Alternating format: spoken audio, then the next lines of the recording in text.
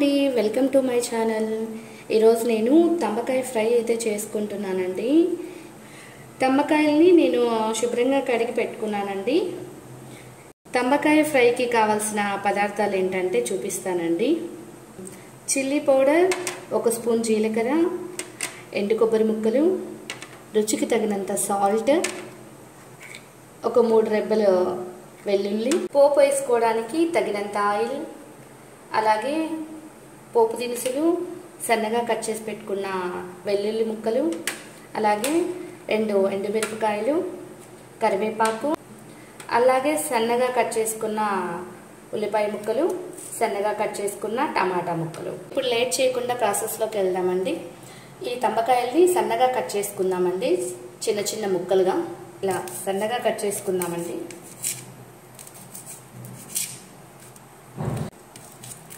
ఇలా తంబకాయ ముక్కల్ని అన్నింటినీ కట్ చేసుకుందామండి. తంబకాయల్ని అన్నింటినీ కట్ చేసుకొని కుక్కర్లో వేసుకుందామండి. ఇప్పుడు కుక్కర్ తీసుకొని ఈ తంబకాయ ముక్కలన్నీ కుక్కర్లో వేసుకొని ఒక విజిల్ అయితే పెట్టుకుందామండి.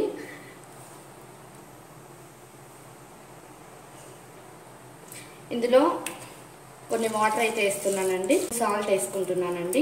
వీటిని ఆన్ చేసుకొని కుక్కర్ పెట్టుకుంటున్నానండి. ఒక విజిల్ రానిచ్చేసుకొని వీటిని అన్ని వడబోసుకుందామండి. కుక్కర్ విజిల్ అయితే పెట్టేసుకున్నాం కదండి. ఇప్పుడు మనం ఫ్రైలో చల్లుకోవడానికి కొబ్బరి పొడిని ప్రిపేర్ చేసుకుందామండి. ఒక మిక్సీ జార్ తీసుకొని అందులో చిల్లీ పౌడర్, ఎండు కొబ్బరి ముక్కలు, అలాగే 1 స్పూన్ జీలకర్ర, అలాగే వెల్లుల్లి రెబ్బలు, రుచికి సరిపడంత సాల్ట్ అయితే వేస్తున్నానండి. వీటినన్నింటినీ కచ్చాపచ్చగా గ్రైండ్ చేసుకుందామండి, మెత్తగా కాకుండా. ఇలా అంతటినీ కచ్చాపచ్చగా గ్రైండ్ చేసుకున్నానండి. విజిల్ అయితే వచ్చిందండి తంబకాయలు. వీటిని మనము స్ట్రెయిన్ చేసుకుందామండి. చూడండి, ఇవి లేతగా ఉన్నాయి కాబట్టి మెత్తగా అయిపోయాయండి ఒక విజిల్కి. కొంచెం ముదురువైతే 2 విజిల్ అయితే పెట్టుకోవాలండి. ఇవి లేతగా ఉన్నాయి కాబట్టి నాకు ఒక విజిల్కే ఉడికిపోయాయండి. వీటిని స్ట్రెయిన్ చేసుకుందాం. ఇప్పుడు స్ట్రెయిన్ అయితే చేసుకుంటున్నానండి.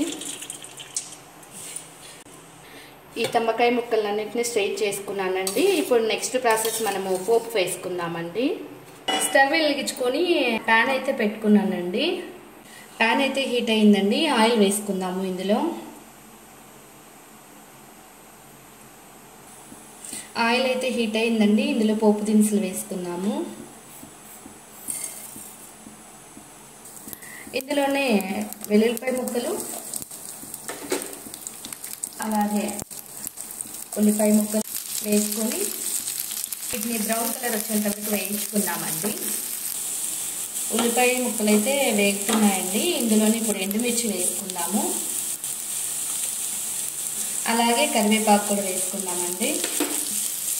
ఇలా అన్నింటినీ వేయించుకున్నామండి. ఇలా పోపంతా వేగిపోయిందండి. ఇందులో ఇప్పుడు టమాటా ముక్కలు వేసుకున్నామండి.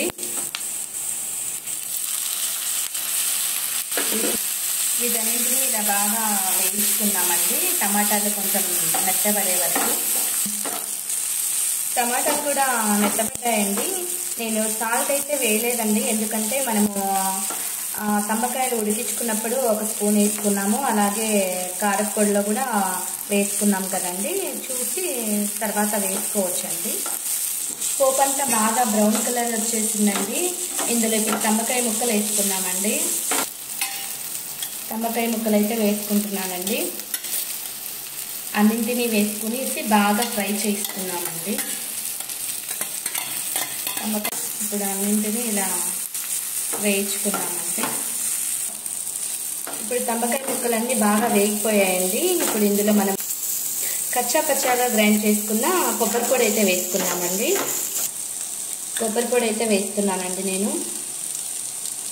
కొబ్బరి పొడి వేసాక ఒక 2-3 నిమిషాలు అలా ఫ్రై చేసుకుందామండి. ఎందుకంటే ఇందులో వెల్లుల్లి వేసాం కదండి, పచ్చిది.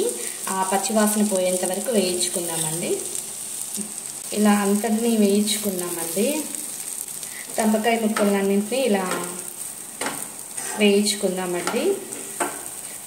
తంబకాయ ముక్కలు హెల్త్కి చాలా మంచిదండి. మా సైడ్ అయితే వీటిని తంబకాయలు అంటారండి. ఇంకా వేరే ప్రాంతాల్లో అయితే చమ్మకాయలు అంటారు. మరి మీ ఊర్లో ఏమంటారో కామెంట్ అయితే చేయండి. ఇప్పుడు ఈ ఫ్రై అంతా బౌల్లోకి తీసుకుందామండి. సర్వింగ్ బౌల్లోకి అయితే తీసుకున్నానండి నేను. ఇదండి ఫైనల్గా మన అమ్మమ్మల కాలం నాటి నోరూరించే తంబకాయల ఫ్రై. ఈ రెసిపీ మీకు నచ్చినట్లయితే లైక్ చేయండి, షేర్ చేయండి, సబ్స్క్రైబ్ చేసుకోవడం మాత్రం మర్చిపోవద్దండి. బాయ్ అండి.